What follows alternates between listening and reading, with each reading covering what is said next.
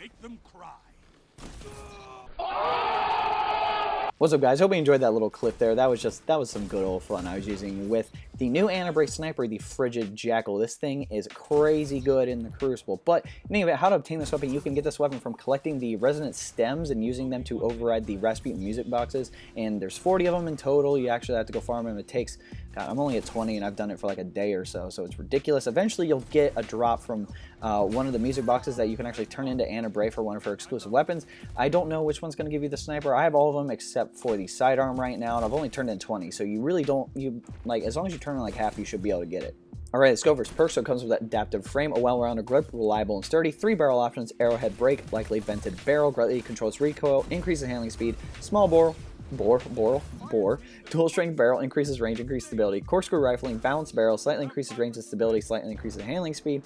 You have 2 magazine options, flared magwell, optimized for fast reloading, slightly increases stability, greatly increases reload speed. You have steady rounds. This magazine is optimized for recoil control, greatly increases stability, slightly decreases range, and then you have 2 trait options, which is pretty cool. You have outlaw, precision kills, greatly decrease reload time, and then you have quick draw. This weapon can be drawn unbelievably fast.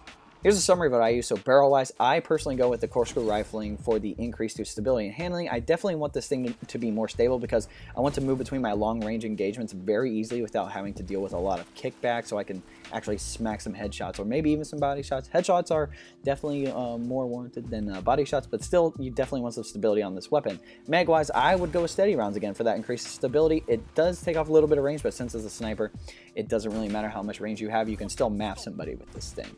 Trait-wise, you have the choice between Outlaw and Quick Draw, and personally, I'd go with Quick Draw, especially for those PvP engagements. It basically makes it like have fast draw and a little bit of snapshot in it. It obviously doesn't aim in as fast as snapshot, but it aims in very, very quickly, as you can tell from the clips. So PvE-wise, I don't have any footage, but I can safely say that it won't be too viable in my opinion. Yeah, it has Outlaw on it, but there are definitely some better snipers you could be using in PvE activities like the Maestro. Even like linear fusion rifles are going to be better. The Sleeper Simulant, stuff like that. This thing is made for the Crucible. So speaking of that, in PvP, the Crucible, this is probably one of the best snipers to be using right now, right next to like Silicon Neuroma, the Maxim 11, those other snipers that come with Snapshot and Quick Draw.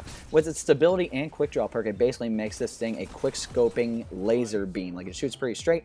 It has 69 aim assist and 80 recoil direction, so it allows for plenty of opportunities for multi-kills. Like, you have a good amount of aim assist, you can smack somebody in the head, plus, like your recoil direction, you can just bring the scope right back down to where it was. So it does make this thing extremely crispy when it comes into the Crucible. Trust me, as you can tell from the clips, I get a good amount of multi-kills.